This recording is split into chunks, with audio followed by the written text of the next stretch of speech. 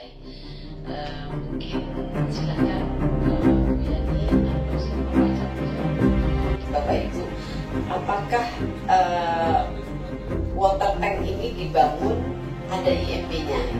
Dan saya bisa memahami akhirnya pada saat kemarin saya melihat bangunannya, jangan sampai nanti di belakang hari, karena human error itu akan bisa terjadi.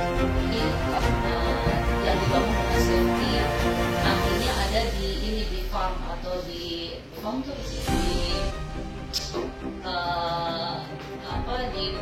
sawah, di pertanian. Ini harusnya kayak gini. Jadi jauh dari pemukiman area, kemudian setiap tanknya itu dikelilingi oleh secondary contaminate atau yang namanya tampungan. Jadi ketika ada kebocoran ditampung di tampungan kedua, itu tuh yang kecil-kecil itu yang dikasih diarahin gitu kan. Ini aja di farm di peternakan lah ya, jauh dari residen aja dia menggunakan tampungan kedua gitu, jadi sangat safety. Kemudian yang kedua, dia akan membangun 2 tank masing-masing 10 juta liter air, tapi yang baru terbangun hanya 1, kemudian kita memperkarakannya. Jadi udah heboh tuh ketika ngelihat ini. Kalau dilihat, kalau ngelihat dari arah kita tuh kayak giant tanki, dan itu lebih atas nih. Nah, kita tidak diuntungkan dengan kontur tanah yang kita ada di bawah. Coba lihat, nggak ada safety, nggak ada mitigasi ya, mau tembok mau apa. Kalau dilihat dari lantai 2 rumah saya masih tinggi water tank ini, jadi saya cuma bisa melihat bagian dari pipa yang berwarna biru. Nih, jadi kebalikan dari yang pertama tadi. Really in Pak Dokter Catur, ya itu ya Pak Dokter ya. Kemudian masjid 6 meter. Nah itu yang future propose, itu second tank, itu akan menghadap ke rumah di Jalan Jamer Raya yang nantinya akan menutup tuh, akan gelap tuh karena besar banget kan. Tuh ada sekolah juga di situ. Oke, nah ini konstruksinya juga parah banget ya. Banyak kalau ngomongin cacat teknikal nih, dia banyak banget cacat teknikal. Pasti Pak Joko juga tahu ya. Jadi sangat-sangat mengkhawatirkan. Nah ini international law sebenarnya require atau mandatory untuk mempunyai penampungan yang kedua, dan itu harus mengelilingi si water tank ini. Ketika kita tanyakan kepada PDAM di tanggal 12, kenapa nggak dibikin di tengah? Para petingginya menjawab, nggak mungkin di tengah karena kita akan membangun 2 tank. Yang akan terjadi adalah itu yang akan berimbas, dan itu ke pesona karena lagi-lagi kontur tanah pesona itu di bawah. Jadi water tank tuh di atas. Kalau melihat dari rumah Pak Dokter Catur, gede banget ya, besar banget. Nah itu dia tuh Bu. Sebelumnya, sebelum banjir itu banyak berita simpang siur di kantor lah, tempat parkir lah gitu kan. Ini kemudian kita masih belum tahu kapasitasnya segini, jadi puernya kita berawal dari banjir. Juni 2002 kita udah dong tenang tuh Bu, dibetulin, dibersihin lah sama dia ya. Kita pikir cuma ini ya parkiran gitu. Di Juni 2022 berdirilah water tank itu. Ya kemudian kita tahu gitu kan, ternyata water tank berkapasitas 10 juta liter air gitu kan. Terus pasti banyak yang nanya, kenapa kok pada nggak tahu gitu kan, kenapa setelah jadi baru berkomplain. Karena mereka ini membangunnya secara diam-diam, dan jam 12 malam mereka tuh masih ngebangun. Sistemnya si water tank ini sistem knockdown, jadi kayak dibor ya Pak Dokter ya. Kita ngedenger ya saat pemboran itu. Nah, kemudian warga mulai bergerak, dan akhirnya setelah menunggu dari Juni, kita berkolaborasi dengan Bapak RW untuk diminta menjadi jembatan kita. Karena kita nggak tahu kan PDAM siapa sih yang bertanggung jawab gitu. Karena selama ini yang maju nih hanya tukang-tukang mereka gitu kan. Ada satu Pimpronya, tapi saya nggak gitu kenal dan saya belum pernah ketemu gitu. Kemudian PDAM-nya memberikan jawaban setelah Juni kita minta ketemu, baru diberikan jawaban untuk berdialog di September 2020, September 2022 di tanggal 12 jam 10 di kantor mereka di Legong. Yang hadir saat itu ada saya, ada Pak Dadang, ada Pak RW, ada Sekretaris RW Bapak Sentot, dan kebetulan ada salah satu technical advisor dari perusahaan saya yang memang mengerti tentang project management. Kemudian setelah meeting, tertuang dalam minutes of meeting, mitigasi mengenai ini awal sebelum kita meng-hire lawyer ya, karena kita pikir kita bisa berdialog gitu kan. Dan ada asuransi kesehatan, properti, kemudian akibat bencana yang ditimbulkan ini. Terus penempatan kaporit, kita tanya juga tuh mau di mana kaporit gitu, karena kalau ada gempa atau apa, airnya kan jadi bahaya kan, apakah air itu sudah diolah gitu kan, ketika apakah akan ada air kaporit nih di 10 juta atau 20 juta liter gitu. Nah terus tampungan kedua juga kita tanya, kok nggak ada tampungan kedua gitu kan, harusnya ada tampungan kedua ketika bocor kecil gitu kan, atau bocor besar lah gitu, jadi air mengalir ke situ. Kemudian kajian Lempek UI ini sebenarnya mereka yang sounding ketika kita bertanya, adakah kajian yang menyatakan bahwa water tank ini tuh aman? Kemudian baru kita ke perizinan, IMB, Design Engineering, AMDAL, izin lingkungan, IPR. Nah, AMDAL ini yang sebenarnya kita tekankan dari awal sebelum kita punya lawyer, kita udah nanya AMDALnya mana gitu kan. Kemudian hasil dari meeting tersebut tidak berkabar. Kita berharap mereka membuat minutes of meeting. Nggak berkabar tuh sampai dari 12 September ke 2028 tidak berkabar. Saya berinisiatif membuat minutes of meeting, di mana di minutes of meeting ada deadline untuk action item yang paling penting. Salah satunya adalah action item yang harus dikerjakan oleh PDAM dan ditunjukkan kepada kita 1,5 bulan dari meeting, yaitu si kajian Lempek UI. Walaupun kita tahu Lempek UI itu kajiannya tidak akan sah. Kenapa? Karena kenapa Lempek UI itu dikaji setelah bangunan itu terjadi. Cuma kita masih penasaran aja, ingin tahu gitu, apa sih yang UI keluarkan nih menurut kajian mereka gitu. Kemudian karena tidak ditanggapi, si momsnya itu minutes of meetingnya tuh saya yang langsung nganterin ke kantor dan diterima oleh ibu sekretarisnya direktur operasional Pak Sudirman. Di tanggal 6 Oktober 2002 tuh kita akhirnya mengirimkan surat himbauan menanyakan action item yang tertuang di minutes of meeting, tidak ditanggapi juga. Di tanggal 19 2002 peringatan akhirnya somasi pertama kepada Direktur PDAM. PDAM respon. Dan responnya itu karena di surat somasi pertama itu sudah ada bunyi-bunyian bahwa AMDAL ini masih. Kemudian sidang visit lokasi dilaksanakan di sidang ke-14 oleh hakim pada tanggal 18 Agustus jam 9 pagi, which is hari Jumat itu.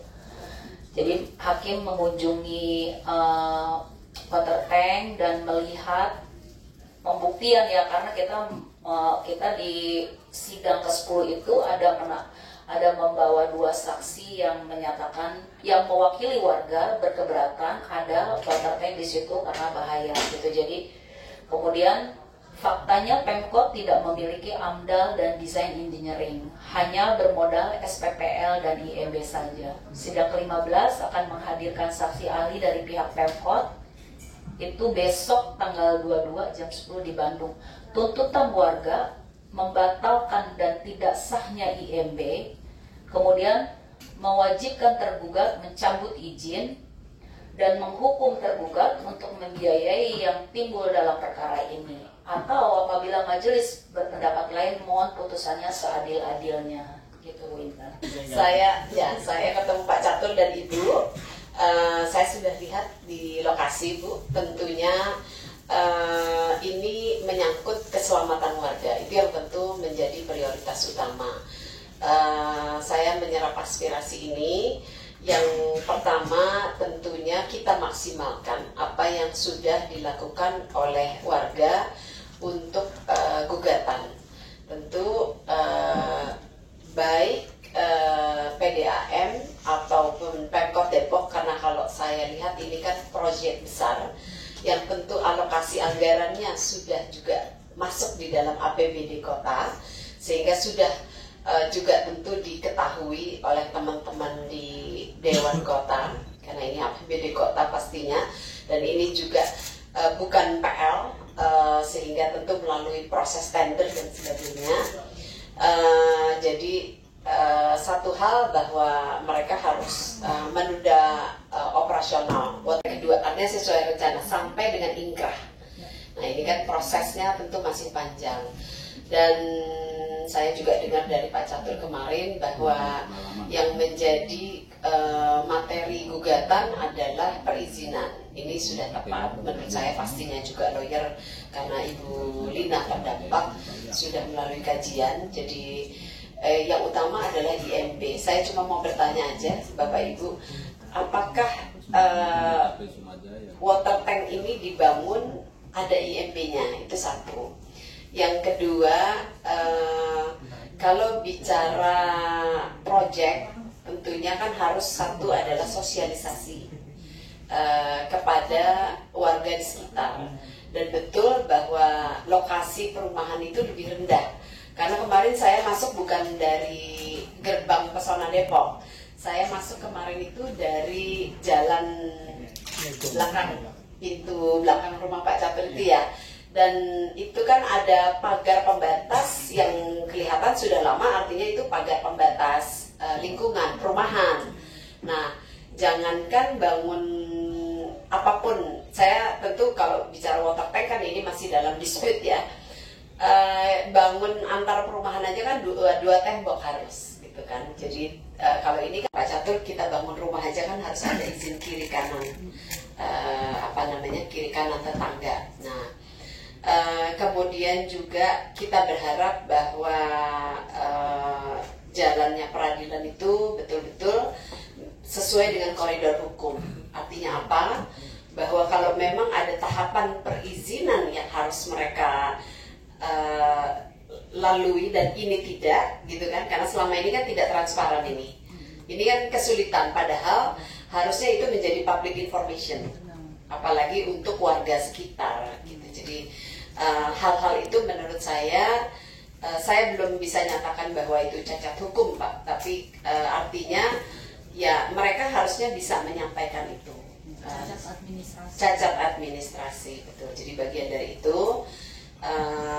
Sehingga mungkin kalau boleh kan ini kita forum diskusi, kita saling menyampaikan, karena saya juga tentunya bagian dari Depok, dapil saya Depok dan Kota Bekasi. Jadi kalau boleh selama ini karena perjalanannya panjang ini kan dari 2021 ya, dan saya bisa memahami akhirnya pada saat kemarin saya melihat bangunannya. Jangan sampai nanti di belakang hari, karena human error itu akan bisa terjadi. Kebetulan saya di Komisi 6, pada saat penumpang itu bermasalah, itu kan muncul belakangan. Tapi kalau itu memang kan awalnya sudah didesain jaraknya 50 meter, karena waktu tahun 70-an itu kan masih kosong. Tapi kemudian terisi pelan-pelan. Tidak mudah memindahkan penduduk, apalagi kalau Bapak Ibu di sini kan ini perumahan yang memang sudah ada duluan, ada IMB-nya, klaster itu memang semua dari mulai developernya, lalu fasum fasosnya sudah terbangun duluan gitu kan. Jadi ini masuk belakangan. Jadi sangat disayangkan karena ini padat penduduk, dan kita tahu Sukma Jaya ini juga memang perumahan yang sangat padat. Apalagi ini kan sebetulnya area komersial, Ramayana belakangnya itu udah langsung water tank. Jadi saya paham sekali kekhawatiran tentunya warga yang ada di sekitar. Jadi ini sangat berbahaya. Menurut saya bahwa dia salah di dalam mendesain fondasi tangki ini di atas perumahan apalagi. Jadi pertama di atas tanah timbunan. Jadi kalau Ibu lihat tadi gambarnya bahwa konturnya itu dari tangki langsung turun ke rumah. Jadi kalau dia mendudukkan di tanah asli mungkin agak beralasan. Tapi kalau tanah timbunan itu kalau ada tanah asli dan tanah timbunan itu pasti akan terjadi perbedaan ya heterogen Bu, karena tidak homogen. Jadi tanahnya bergeser. Ini mungkin simpel saja, kalau ada dua layernya berbeda pasti yang atas akan mudah sekali. Jadi akan kemungkinan besar akan terjadi kelongsoran, itu yang terjadi pertama. Yang kedua, PDAM ini sembrono menurut saya, ya. Jadi sembrono dalam arti bahwa dia tidak bisa membuktikan adanya AMDAL. AMDAL itu kan tujuannya dibuat untuk memitigasi apabila terjadi risiko kecelakaan. Jadi dia sudah memperhitungkan bahwa ini dibuat agar pembangunan tidak berdampak negatif terhadap lingkungannya. Jadi dia sudah membuat mitigasinya, ya di antara mitigasinya dia harus membuat bandwal tadi ya. Jadi untuk menahan cairan yang apabila terjadi kebocoran dia akan tertampung di sekelilingnya. Itu tidak ada. Nah kemudian ya sepele saja, dari perizinan dia sudah langgar. Jadi IMB-nya tidak dilengkapi dengan AMDAL, kemudian juga sosialisasi tidak pada warga terdampak. Ini salah, menurut saya sudah salah administrasi dan mengarah pada cacat hukum yang bisa berdampak pada pidana Bu, menurut kami Bu ya. Karena kalau dipaksakan, kemarin terjadi debat apakah tangki ini pernah dioperasikan, mengatakan tidak, tapi ternyata yang operasional mengatakan pernah diisi 7 meter Bu. Nah ini sembrono Bu menurut saya. Karena apa? Kalau sampai mencoba sesuatu yang risikonya besar, itu yang namanya, itu mungkin pernah mendengar yang namanya banjir lahar, itu awalnya dari air. Air kemudian menyeret pasir. Nah nanti sampai di hilir nanti truk apapun sebesar apapun pasti akan diseret. Nah ini kelihatannya nanti kalau mereka sudah mengerti bahwa kalau sudah terjadi kecelakaan, nah baru itu yang namanya bencana. Kami tidak ingin Bu, karena kami juga tinggal di sekitar situ. Kebetulan saya di Blok AN, jaraknya mungkin 50 meter, tapi pasti kena Bu kami itu. Pak Didi Rabi ini juga kira-kira 40 meter, jadi 10 meter dari tempat saya, pasti kena. Nah, kalau ini namanya water tank yang 10 juta liter ini Bu, ini anggap saja hulu rudal Bu, bagi kami Bu. Nah ini selamanya kami tidak bisa tidur Bu. Jadi setiap saat mengancam, mereka mengatakan bahwa tidak pernah mengisi, tapi kenyataannya ngaku kalau pernah di situ 7 meter, padahal 7 meter itu sendiri sudah seekuivalen dengan 7 juta, karena tinggi totalnya 10 juta. Kalau 7 meter berarti 7/10 kali volume total. Jadi menurut saya, kami mohon Bu, dengan segala hormat, tangki itu tidak perlu dioperasikan. Kalau sampai dioperasikan, kami terancam Bu, nyawa kami terus terang. Depok juga ingin menambahkan pernyataan dari Pak Joko tadi. Pak Joko sudah menyampaikan bahwa harapannya untuk tidak dioperasikan. Sebenarnya tidak dioperasikan tuh buat kami itu hanya sasaran antara. Sasaran sebenarnya dari kami adalah pencabutan IMB itu tujuannya adalah bangunan itu dibongkar. Jadi bukan tidak beroperasi. Karena kalau tidak beroperasi, kita dalam setahun mungkin nggak lihat ada aktivitas, 2 tahun, 3 tahun, tapi mungkin tahun keempat mungkin kita akan lihat aktivitas di situ. Ya karena memang kita tahu selama kita berjuang ini melawan kesewenang-wenangan ini, kita melihat beberapa praktek-praktek yang menurut kami agak curang ya. Jadi dan tidak mengindahkan etika. Jadi kalau buat kami tentu saja sasaran untuk tidak dioperasikan hanya sasaran antara. Sasaran sebenarnya adalah tujuan pencabutan IMB itu adalah untuk menyatakan bahwa bangunan itu ilegal. Semua bangunan ilegal, semua bangunan yang tidak berizin, maka ujungnya adalah terbongkar. Supaya apa? Ketakutan kami akan bahaya keselamatan baik nyawa maupun materi itu hilang sama sekali, ya, hilang sama sekali. Tidak ada ancaman kali karena bangunan sudah tidak ada. Yang padahal kerugian itu sudah ada dari sekarang. Ada 2 kerugian. Yang pertama adalah kerugian materi dan yang kedua kerugian secara psikis.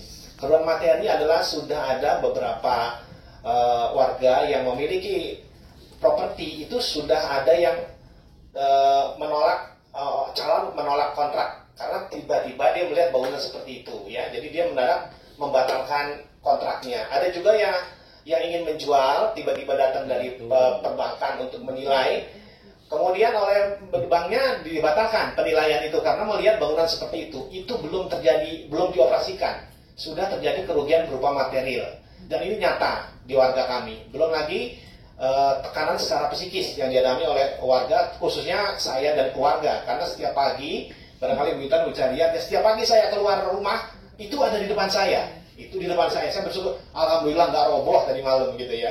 Tapi itu akan tiap pagi kami hadapi. Kalau memang itu hanya sasaran antara kami tidak dioperasikan, maka itu hanya antara saja.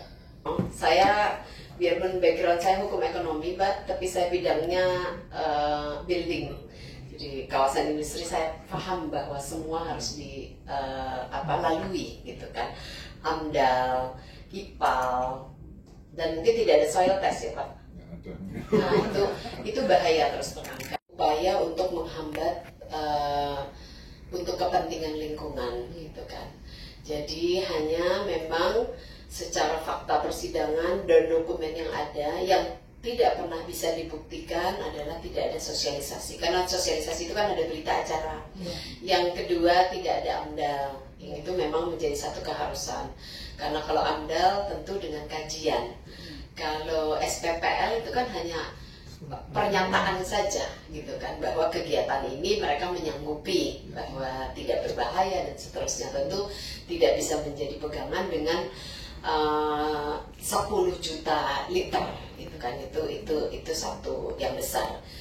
Saya sudah sampaikan ke fraksi Partai Amanat Nasional, Pak Ketua fraksi itu sedang mendampingi istrinya yang sakit di rumah sakit, tadinya mau hadir juga.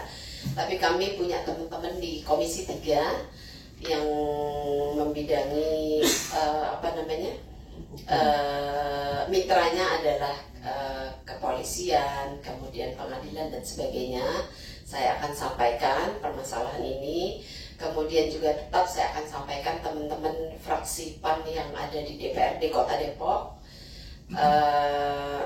Dan tentu saya bisa memahami dan mengamini tuntutan warga, intinya adalah membatalkan dan menyatakan bahwa IMB itu tidak syah gitu. Dan mewajibkan tergugat, yang menjadi tergugat dalam hal ini adalah karena yang mengeluarkan IMB gitu ya, Pemkab Depok, untuk mencabut izin pembangunan water tank 10 juta liter tersebut.